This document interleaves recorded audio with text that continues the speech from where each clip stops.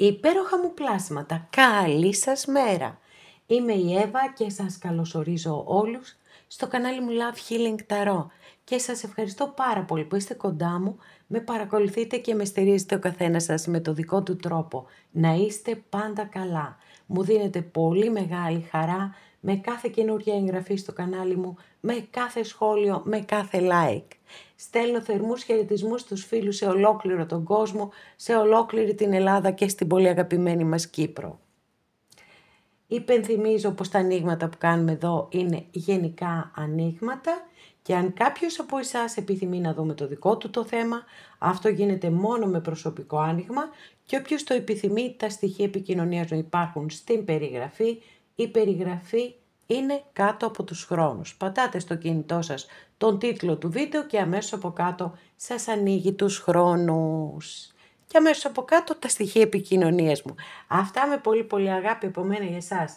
Πάμε να κάνουμε το θέμα μας. Έχεις ένα πολύ σημαντικό μήνυμα.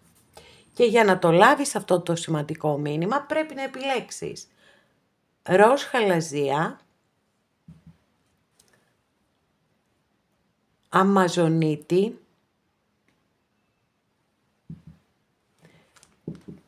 πορτοκαλί ασβεστίτη. Και για να δούμε τι θα δούμε.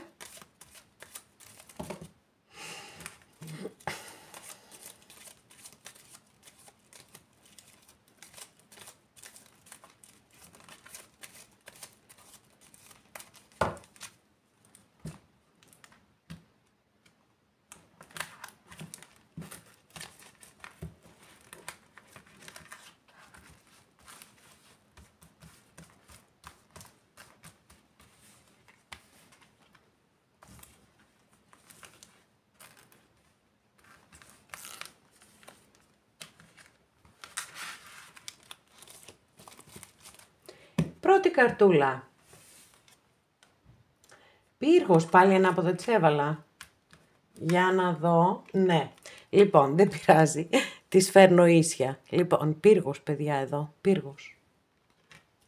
Ο πύργος λοιπόν είναι μια κάρτα η οποία έχει συνδεθεί με γεγονότα που έρχονται ξαφνικά στη ζωή μας. Εντός εισαγωγικών είναι αυτό το ξαφνικά όμως. Γιατί σε οποιοδήποτε πρόβλημα κι αν αναφέρεται, έχει να κάνει με κάτι που είναι γνωστό σε εσάς. Δεν σας είναι άγνωστο, δεν είναι κεραυνός εν αιθρία. Μπορεί μεν να αναπαριστάτε, να απεικονίζεται ο πύργος με τους κεραυνούς που τον χτυπούν και τον γκρεμίζουν, αλλά παρόλα αυτά αναφέρεται σε γνωστά προβλήματα. Είναι μια πολύ συνήθις τακτική εμάς των ανθρώπων, ό,τι κάνει τζιζ να μην το αγγίζουμε. Αν δηλαδή έχουμε ένα πρόβλημα, φοβόμαστε τις εξελίξεις, τι θα γίνει, πώς, και λέμε δεν πειράζει, δεν πειράζει, ας κάνω υπομονή, άστο να μείνει έτσι, άσε να σύρουμε πέρα το χρόνο. Να το βάζουμε δηλαδή κάτω από το χαλάκι, μέχρι που φυσικά το χαλάκι αυτό γίνεται ένα βουνό, σκουντάφτουμε, μπουπ, και αποκαλύπτεται η πραγματικότητα, γιατί αυτή είναι μια πολύ σημαντική έτσι ενέργεια που φέρνει αυτή η κάρτα στην αποκάλυψη της αλήθειας. Και πολύτιμη φυσικά, γιατί η αλήθεια είναι πάντοτε πολύτιμη στη ζωή μας. Την χρειαζόμαστε πάρα πολύ, γιατί μόνο πάνω στην αλήθεια μπορούμε να χτίσουμε κάτι στέρεο. Πάνω στο ψέμα, πύργους στην άμμο χτίζουμε. Εδώ λοιπόν μπορεί να το έχετε βιώσει αυτό το γεγονός, μπορεί να είναι ένας χωρισμός. Μπορεί να είναι οτιδήποτε θα σας έκανε να νιώσετε ότι χάνετε τη γη κάτω από τα πόδια σας. Αλλά αφενός όπως είπαμε, μάθατε την αλήθεια, δεν υπάρχουν πλέον ροζ συννεφάκια, παρά μόνο η σκληρή πραγματικότητα, που είναι κάτι που στην ουσία θα σας βοηθήσει στην εξέλιξή σας ως ανθρώπους. Δηλαδή θα σας πάει σε ένα επόμενο εξελικτικό στάδιο, πολύ πιο δυναμωμένοι θα βγείτε από αυτήν τη δοκιμασία. Το άλλο κομμάτι είναι το εξής. Πολλές φορές μπορεί να έρχεται να προειδοποιεί ο πύργος και να λέει πρόσεξε τα κακό κείμενα της ζωής σου.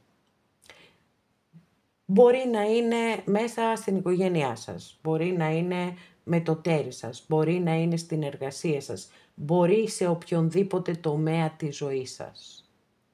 Μπορεί να είναι να σας στέλνει μηνύματα το σώμα σας. Παραδείγματος χάρη μπορεί να εργάζεστε πάρα πολλές ώρες, μπορεί να εξαντλείστε και εσείς εκεί να επιμένετε να μην ακούτε τα σημάδια που σας στέλνει το σώμα σας, τα μηνύματα. Άρα λοιπόν τα ακούτε όλα τα μηνύματα γιατί είναι προειδοποιητικά και μπορεί να σας βοηθήσουν να αποφύγετε αυτό το κρέμισμα. Γιατί αυτός είναι ο σκοπός μιας προειδοποίησης, έτσι δεν είναι?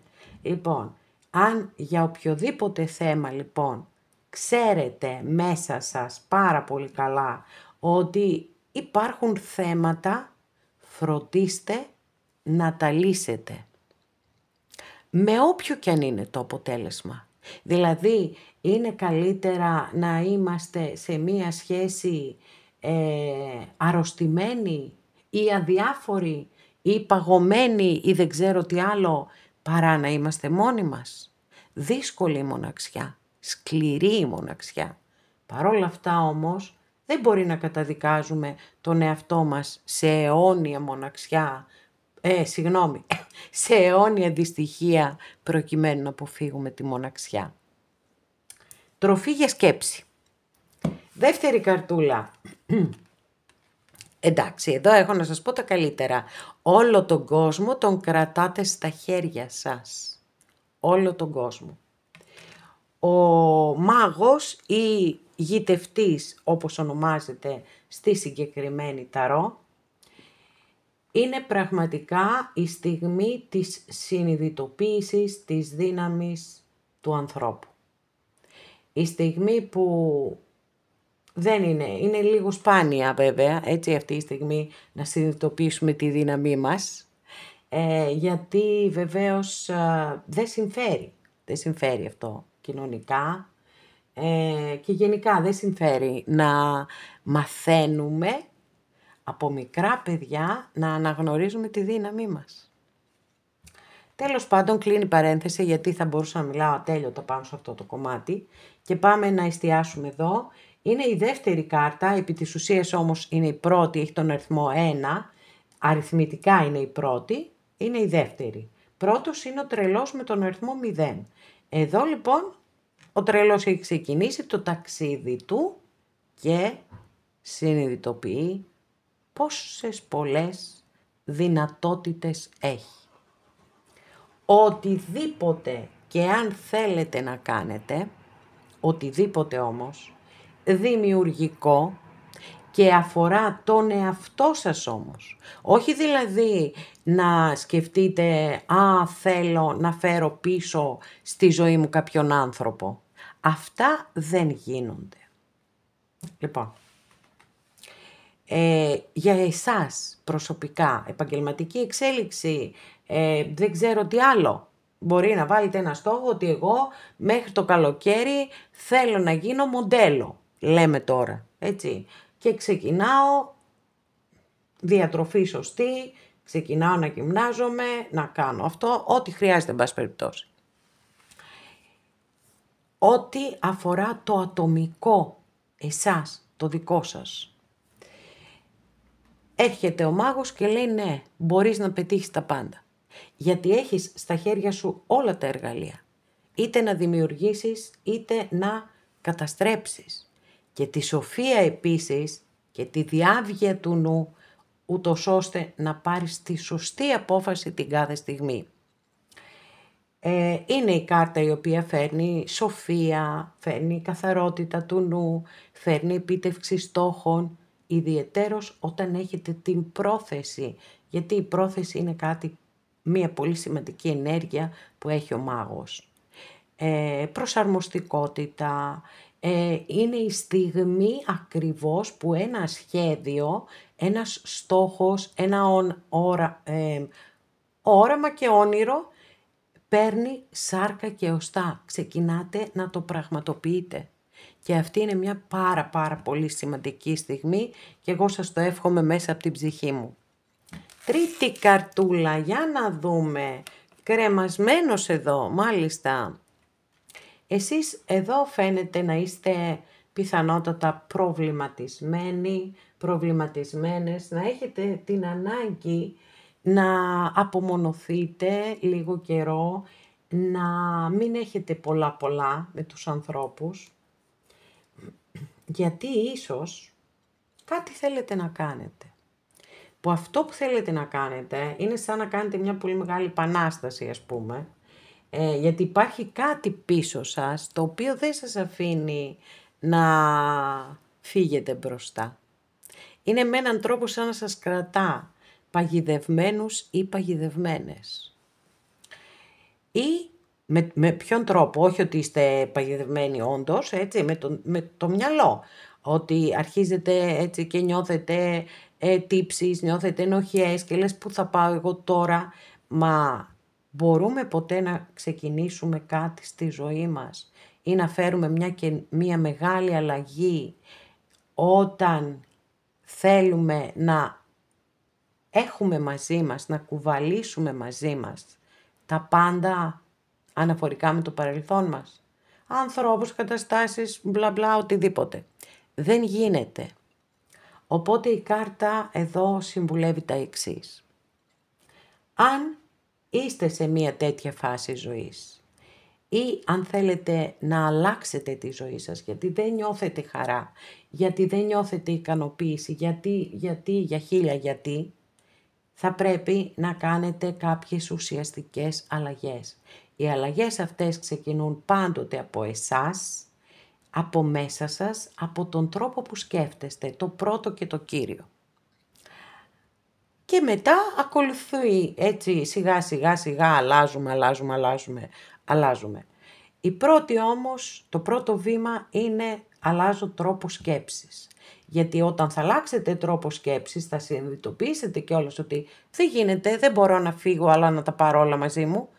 Γιατί αυτά τα όλα που θέλω να πάρω μαζί μου δεν με ικανοποιούν, δεν με ευχαριστούν, δεν με κάνουν να νιώθω ευτυχισμένος ή ευτυχισμένη. Φυσικά η απόφαση είναι πάντα και μόνο δική σας. Δεν υπάρχει έτσι μία κατεύθυνση όσον αφορά την κάρτα. Αυτό που λέει σίγουρα είναι ότι πρέπει να πάρετε το χρόνο σας και να πάρετε τη σωστή απόφαση για εσάς. Αυτό που θα σας κάνει εσάς ευτυχισμένες και ευτυχισμένους. Εκτός εάν υπάρχει αντικειμενικός λόγος θυσίας.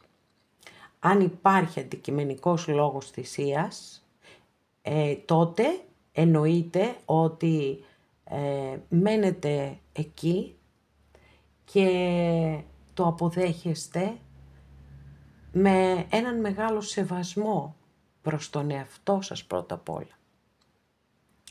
Γιατί αυτό δείχνει μια πολύ μεγάλη αξία σε έναν άνθρωπο.